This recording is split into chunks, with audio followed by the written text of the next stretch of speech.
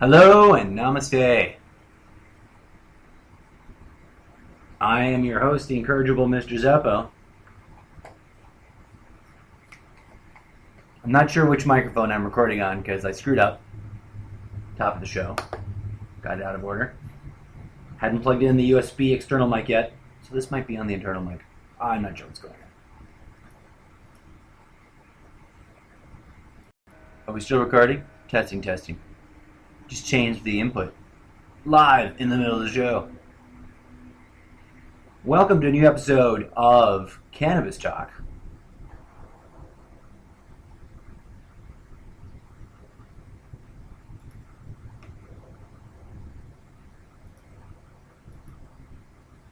For which I was ill prepared.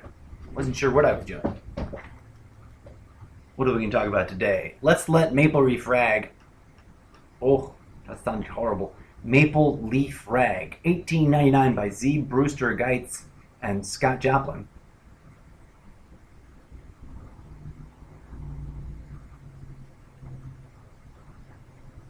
I don't even know. Is it not playing?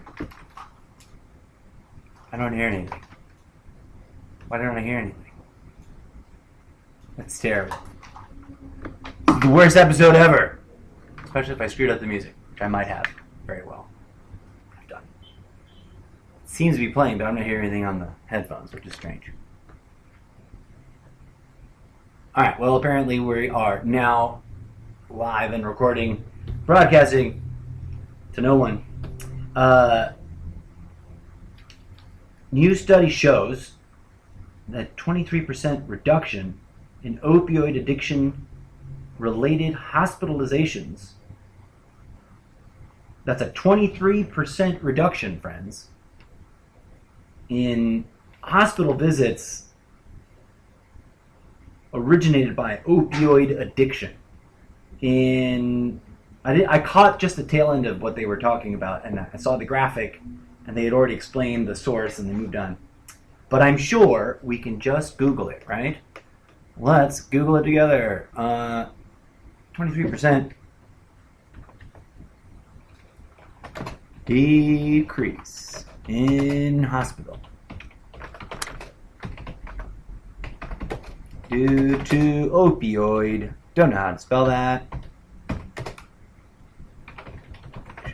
Boom. It spell checked it for me.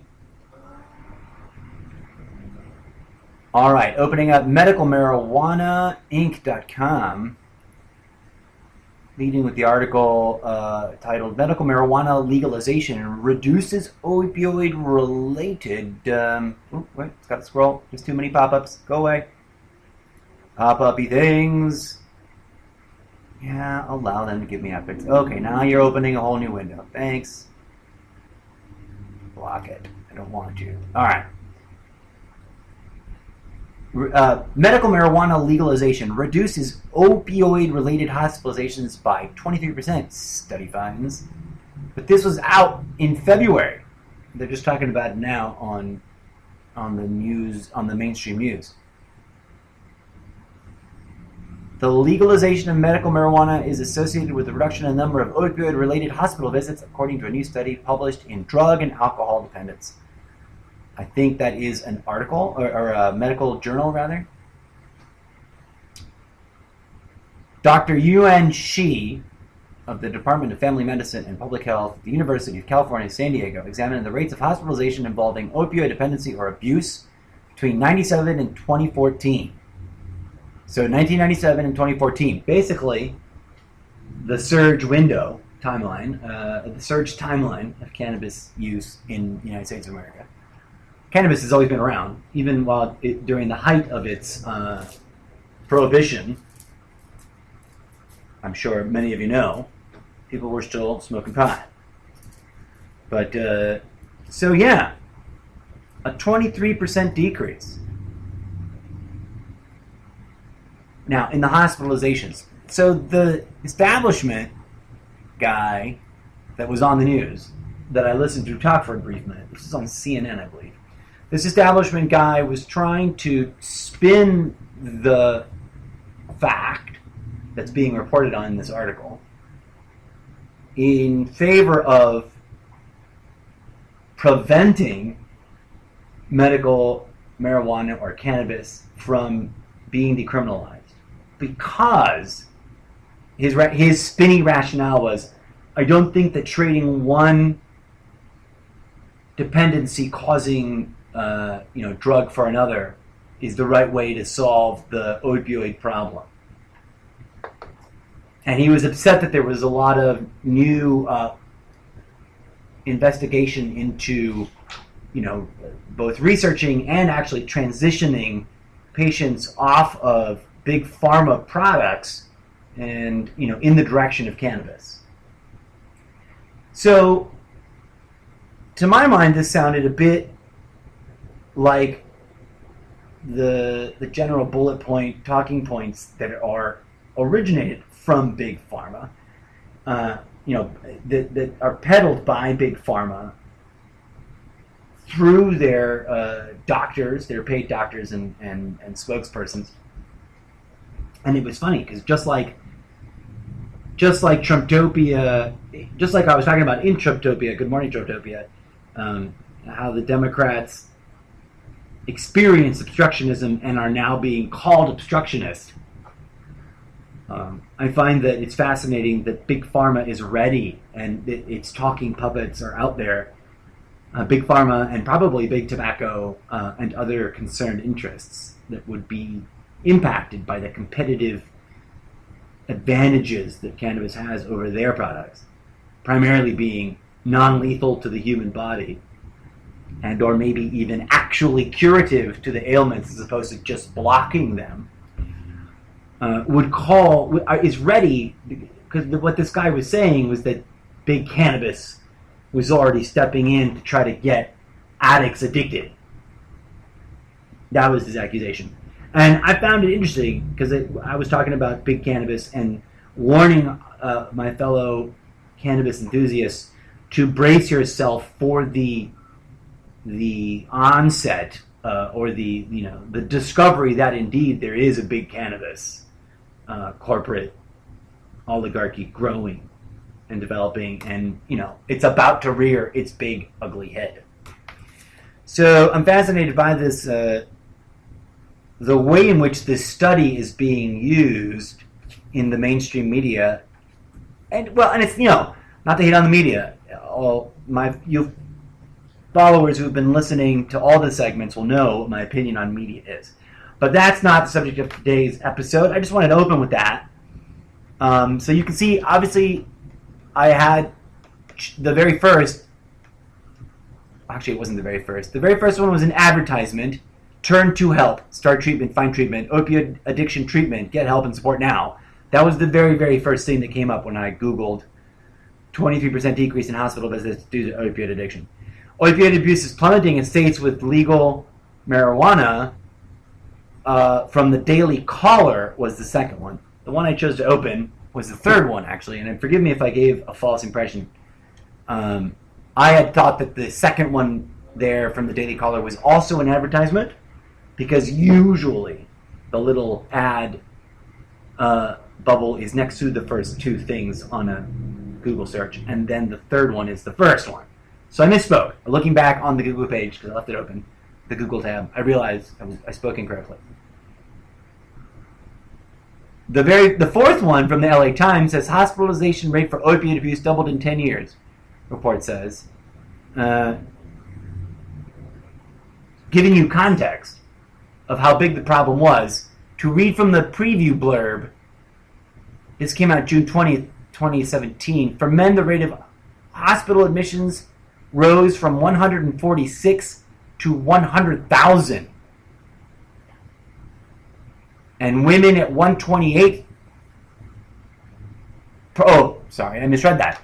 128 per 100,000. So per every 100,000, human males in the United States, they were going. 146 of them were going to the hospital. And women at 128. Let's open that one up for future investigation, for a little bit more reading into it. But not to be accused of being biased like the massive media. I'm not familiar with if medicalmarijuana.com is a pro-cannabis site or a subtle, sneaky anti-cannabis fake news site. I don't know. You tell me. No, it looks like a pretty neutral or industry, pro-industry, but fair-minded, or trying to be fair-minded anyway. Let's go to the main page and see what their page is like, just for the sake of trying to be balanced.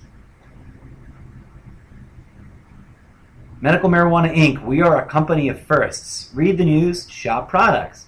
Okay. At least they're not obfuscating the fact that they are peddling or selling products. Pioneering the cannabis and hemp industry. And our news article links from BBC, Bloomberg, CNN, Forbes, Fortune, New York Times, USA Today, Yahoo. We are the first. Oh, that was a good one. Hold on, go back. They've got the little scrolly news things under we are the first to do various things. There was one that said they were the first to create an all-natural, organic CBD medicinal product. So they seem interesting, but obviously pro-cannabis. Stay informed. Follow our company's breaking news, industry trends, and cutting-edge research on cannabis, hemp, and cannabinoids. So the kind of articles they've got on their front page: the Multiple Sclerosis Society urges the UK to legalize cannabis medicinally. Evidence shows that CBD beneficial for Alzheimer's disease, Parkinson's disease, and multiple sclerosis. Medical Marijuana Inc. subsidiary Canaway recognizes second brand ambassador in company history to achieve international director title. Okay, that's all industry news. Will California have a surplus or a shortage of marijuana when adult use sales begin? That's an interesting question. From what I've read, I think we'll do fine. So they may be coming back to these guys as a resource, but I may not, because they obviously have a vested interest in favor of. Let's look at, LA Times thing is failing to load because it's got a lot of, here we go. It's got a lot of windows popping up, obviously.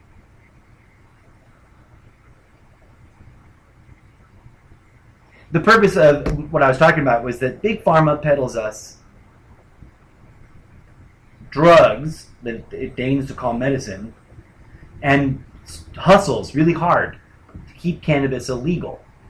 Clearly, the public effort to change that is overwhelming and outrunning them at this point, and probably, as many optimistic cannabis enthusiasts are hoping for and voting for the deregulation of it, it means that at some point it will be less cost prohibitive for big tobacco and other big industries to fight against cannabis in order to prevent it, and just launch their big cannabis industry corporations if they haven't already, which I wouldn't be surprised if they have, and to try to cash in on the whole process,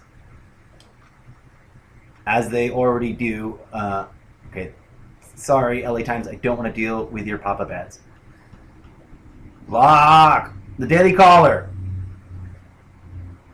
Go away. I don't want to sign up for your email. Opioid use is plummeting in states with legal marijuana. So this is, in theory, slightly more balanced and neutral than Medical Marijuana Inc. Critics of legal marijuana programs often fear access to the plant will have a negative impact on public health. But the study published in Drug and Alcohol Dependence, which I do believe is an academic journal, found in states with legal weed, hospital visits for complications from prescription painkillers is dropping. And the hospitalization rate for opioid abuse and dependence in states with medical marijuana roughly 23% lower than states without legal access. And that's reported by NBC News. So there is some concurrence there. We could probably scroll down and find more. Newsweek did an article a while back. Can medical marijuana solve the opioid crisis? Medical pot states see a drop in opioid use. Drugabuse.gov.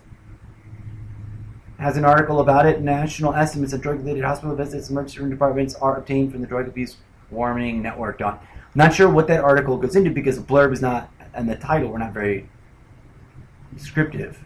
But as you can see, if you go ahead and Google it for yourself, my friends, you will see that that study exists, and that study is being talked about, and that study seems to indicate that at least on one level, cannabis is building momentum because it's having a positive impact. And the fact of that positive impact can no longer be denied or subverted or otherwise squashed. Thus my warning in a previous episode and my return to that warning in this episode of, we must, as the community, which has demanded this of our government, vis-a-vis all the statist protocols, which I'm generally against, but I also applaud the use of whenever it's for the benefit of the greater good. We have to be wary of who sets the tone of our cannabis-related culture and who we look to for insight and inspiration. Let us not look to the sort of internet-grown celebrities of free bong giveaway sites for inspiration as to, no offense, free bong giveaway sites, I pick on you. But, and I myself am recruiting for a well-spoken, intelligent, and, attractively marketable female co-host because I know that instantly my ratings will go up. But forgive that shallowness because, we're trying to heal the system from within. To achieve that, we got to get in there and play with the system, right? We got to play by its rules a little bit. But let me move on to the main point of today's episodes, actually, in terms of cannabis stuff. And also, let me say happy 420 to you because I missed it. I was so caught up in that article and looking at the things, I missed the actual moment of silly man. Oh, and my lighter's dead. The woes of a postmodern cannabis mystic. Except, of course, I've got lots of lighters.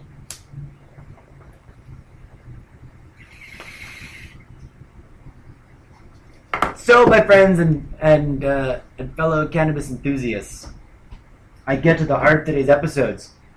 If you're new to cannabis and you're looking for interesting, engaging cannabis-related stuff to engage with, allow me to introduce you to two interesting people that I think are noteworthy.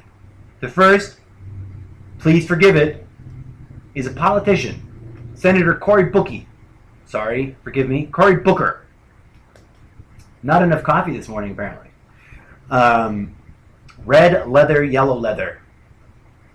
There we go. Theater training in action. Cory Booker, as I've already probably mentioned before, and I wanted to mention again because he has very clear, thoughtful, and intelligible statements about cannabis and about the social injustice that has kind of always low-key been a big part of cannabis and the way our society relates to it from the system side. So if you don't know who that is, go check him out. Follow him on Facebook, not because you love politicians, but because you're a cannabis enthusiast and you want to support what he's doing. I get it. I myself am anti-establishment, right? But sometimes we got to play with the establishment, and to do that we got to join, kind of tighten up our belts and play by the establishment rules. And I'm telling you that what he's about to do is going to lay the groundwork for some much bigger change, spiritual change down the road. Let me explain what I'm talking about. Cory Booker, for the first time in American history, is urging Congress, his fellow congresspersons, or the Senate, whichever one he belongs to. I think he's a senator. Let's Google him together real quick as I also introduce what he's doing.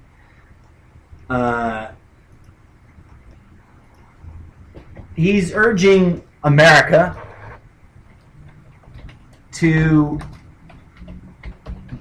engage in its civic mechanisms in order to demand by the people. He's trying to build a grassroots movement, right? And he's also trying to encourage that the movement not forget the social justice angle to all of it. Legalizing weed nationally inches forward, but prospects dim. NBC Philadelphia. Senator Cory Booker's bill to legalize marijuana may be long shot, but it's still worth talking about. LA Times. Man arrested outside Marijuana Justice Act rally in New Jersey. Let's see what Vox has to say. Opening the Vox page. Senator Cory Booker just introduced a bill that could legalize marijuana nationwide. One advocate described it as the single most far-reaching marijuana bill that's ever been filed in either chamber of Congress. He's a Democrat from New Jersey, senator. Forgive me for not having all those little factoids down. For those wondering, I'm very much inherently, by nature, by birth, absent-minded professor archetype.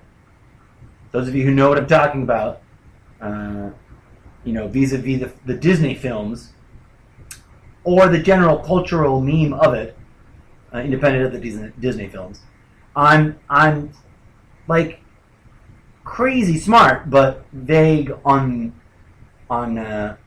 some of the details because I don't dedicate that energy towards strict adherence through memorization.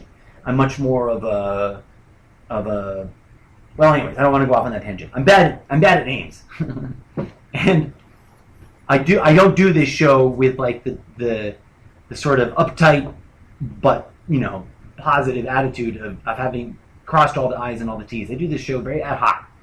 I want my intuition to flow, not to have all So I don't have links and stuff already. I literally, when I say let's go look it up, we go look it up live. So sometimes that's a big clusterfuck of fail. Forgive me. Other times it works really well. So, right, there's that, right? If you've never heard of Cory Booker before and you're listening to this podcast, go check out who Cory Booker is and get involved. There's a moveon.org petition, and there's, I'm sure, other ways to support what he's doing. Find him on Facebook. Because if you want to radically change the way in which our society engages with cannabis and the way in which our society approaches change itself, then achieving this will have so much further reaching positive impact than most people, especially talking heads on media, whatever platform, are really looking into or giving credit for. And to follow through on that kind of claim, let me introduce you, my fellow cannabinoid friends, to another great mind and thinker and public figure that if you do not know this person, you should be looking into them.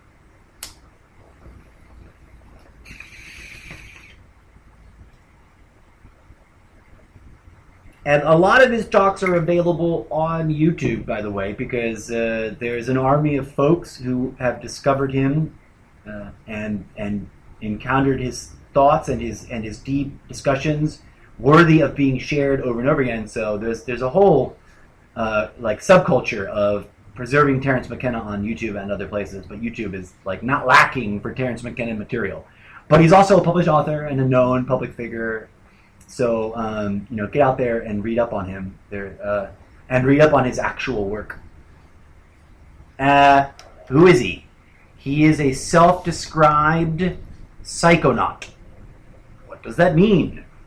He, after, experiencing a lot of things in his life and investigating a lot of things in his life, he reached a point where he decided for himself that the only way to be certain of anything was to investigate what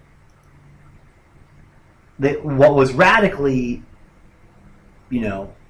opposed at the time, especially when he was doing it, I'm going to, as we just did with Cory Booker, we're going to look up Terence Mckenna. But I'm giving you my personal rundown from what I understand. In his lifetime, the drug war was at the height of its craziest in terms of most overt, most brutal, and most tactically about just spreading lies and using it.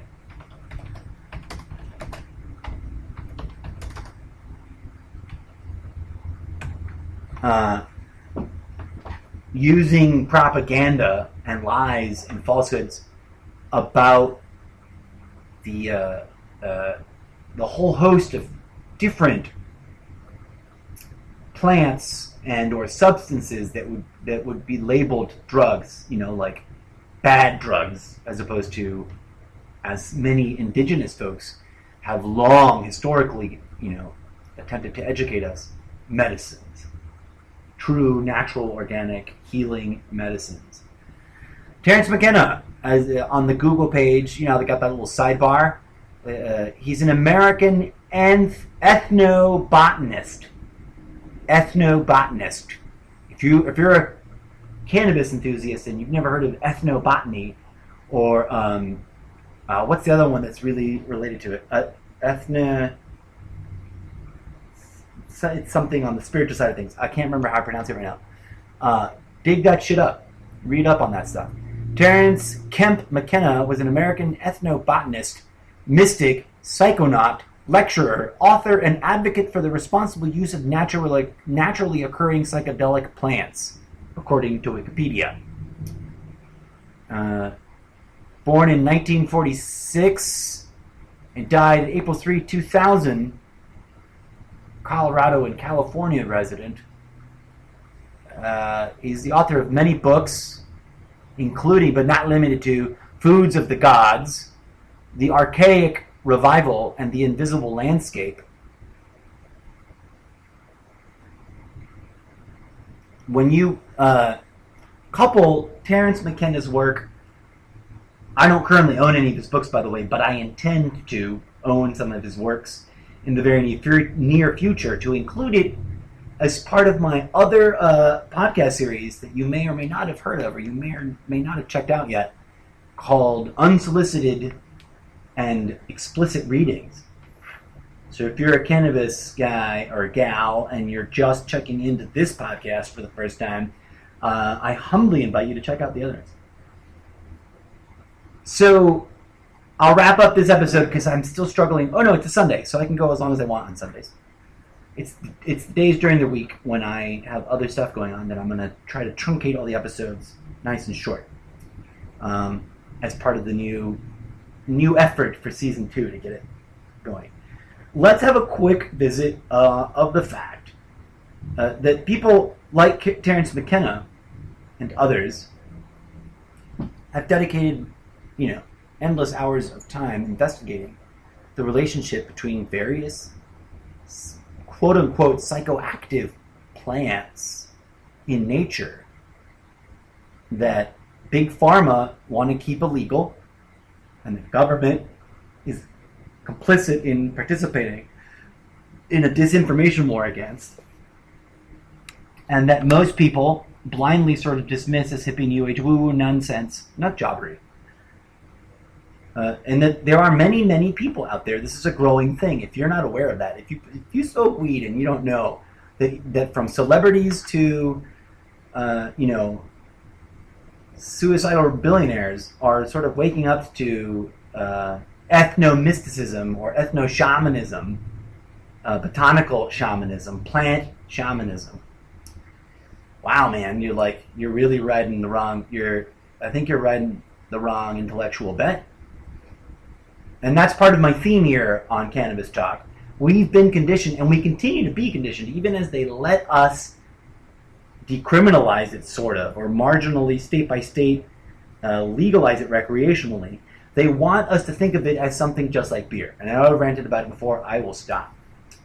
But let me share with you some of the things I think, after some research and reading and thinking and studying and practicing, I think are true. These things, I want to take them beyond the place of belief, my friends.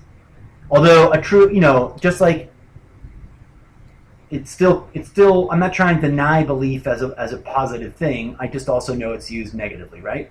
So a really passionate person would say, I believe with all my soul or with every fiber of my being that the following is true.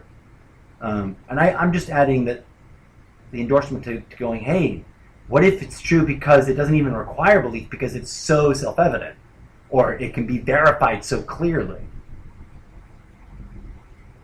While I can't speak directly to experiencing many other of the illicit plants, especially not currently, I'm not actively pursuing the relationship with any other of the mystic plants besides cannabis, although I hope to in the future, given certain circumstances, and checking certain boxes, primarily having to do with having plenty of money and setting aside plenty of time away from my day job, so that everything that happens then can be safe and free and clear of any complications in that regard. My experience experimenting, based on my research, I have been running my own personal experiments with meditating and, enjoying the affects or effects or influence of cannabis while meditating, borrowing from the sort of ubiquitous tradition in all faiths of dedicating a day as a special spiritual day. I default to the easiest one because it's a rare day that I'm working on a Sunday, and if it is, it's because I'm part of a show. Because I do, while I protect the identity of my day job. I'm not shy about identifying it as a place of live theater events. I'm proud of the fact that I work in live theater. It's a beautiful, magical place. All of live theater has the capacity to be beautiful and magical, in large part because, as I am sharing with you, my friends, life always has the potential to be magical and beautiful. And it's within us, it's within us the organic right to discover and explore all the possible and sane and safe and organic natural ways in order to manifest that. And so I digress. I think that the research of others and can be verified by any one of us directly.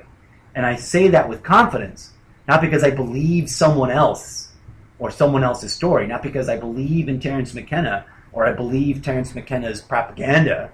Because quite frankly, anytime we set out to share that which we think intellectually or believe emotionally to be true, it is itself one form of or another. It's kind of propaganda, right? It is. We're trying to convince others. My approach to it is to say, hey, you don't really need to listen to my propaganda. You can just go and find out for yourself. I'm just here to testify to you that I found out for myself by meditating deeply with, in conjunction with the use or ingestion or, participating in a ritual, a spiritually ritualized consumption of cannabis. And what I can report to you is that it's not about, it's not about anything other than connecting with the actuality of what is true within ourselves. Crazy notion, right? Wild. Revolutionary, even.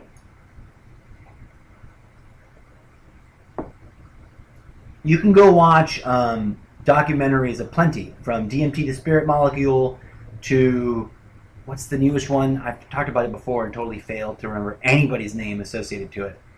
And it's funny because I see them all the time. But you can watch documentaries on Terence Mckenna, about Terence McKenna's work and his, direct personal experiences with cannabis and other spiritual, sacred plants. To quote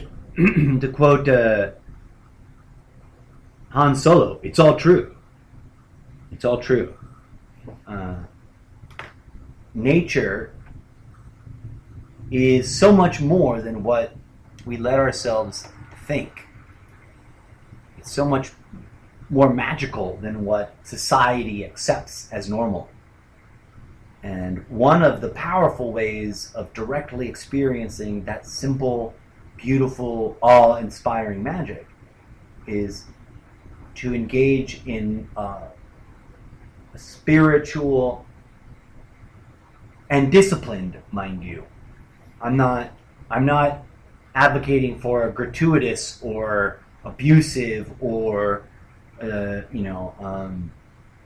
overindulgent relationship. I'm talking about like with rightness, to have a spiritual relationship with cannabis as a living entity in the living holographic fractal we call the universe, that is here to engage with us and to facilitate our self-healing and our self-liberation of our true selves from our constructed mind, our constructed ego personality mind, which was useful for a while, but then is susceptible to corruption and other illnesses, which leads to all the what is referenced in other segments as the cluster fuckery in our society.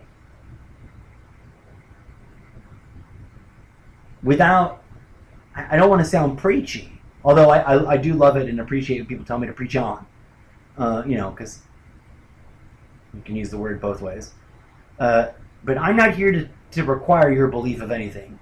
I'm here to encourage you and to answer your questions about how to proceed in terms of investigating this thing.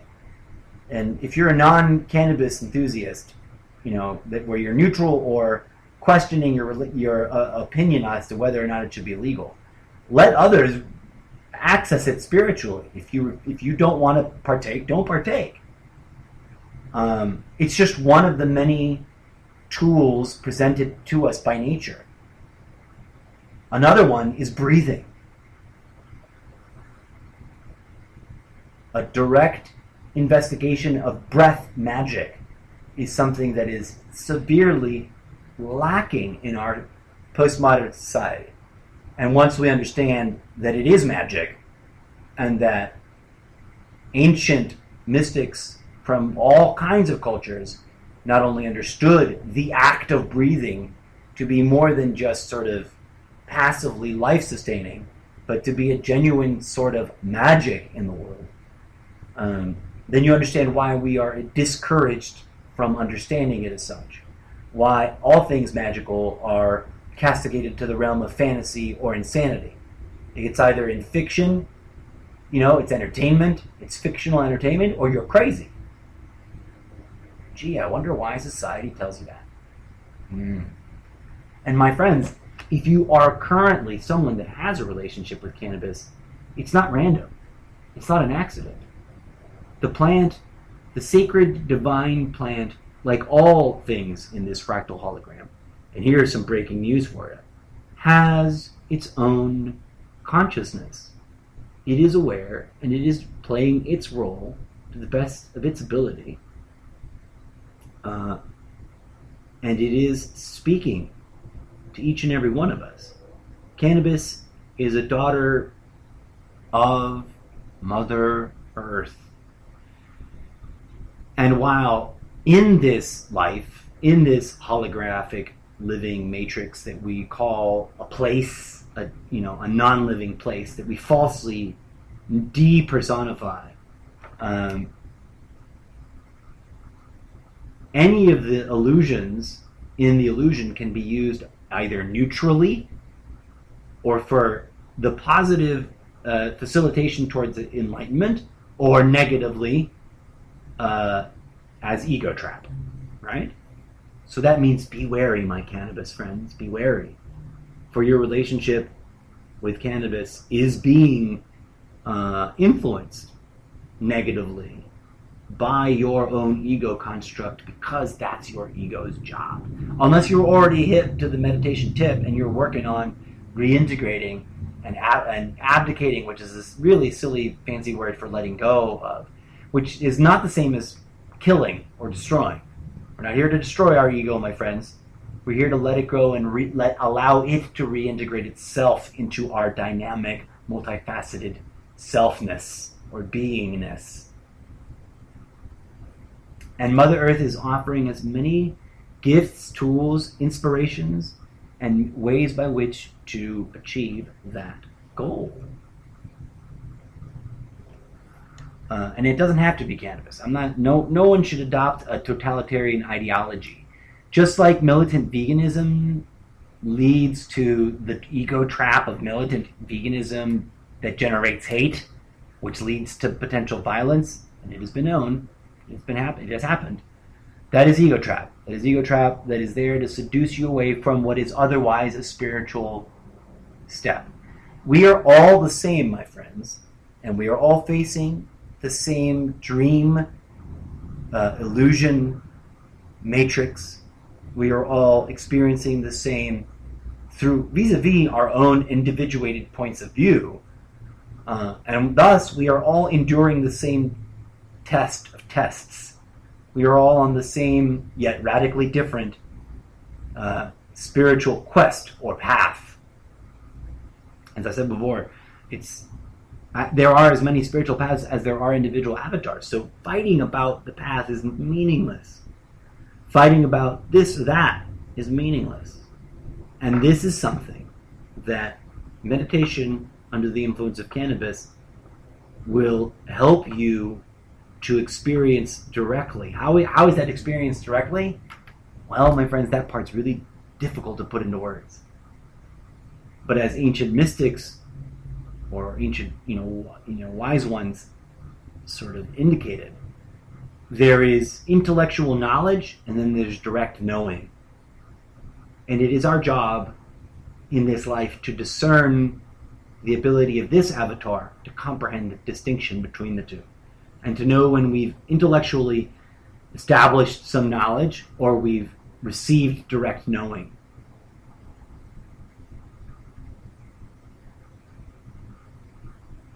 I hope this has been entertaining and thought-provoking. As always, I encourage you to connect and engage me on the social medias. Questions, comments, rants, raves, attempts to debunk what I'm talking about, and all that. Always welcome. I'm not here to fight with you. I'm not here to tell you that you're wrong. I'm here to encourage you to question your own ideology. And if you already smoke a bowl while you do it. And, maybe sit down and breathe real deep and relax and encourage your ego to take a break from all the jibber jabber.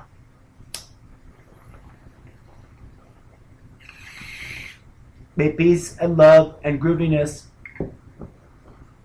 be with you in your heart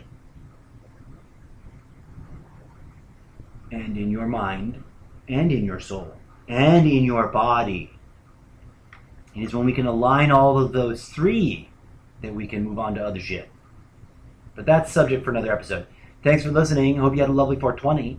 Thanks for choosing this podcast to be your smokable entertainment session thing that you zone out to. I hope I didn't harsh your mellow. I hope you followed me down some crazy rabbit holes and found, that I'm not insane. Peace out.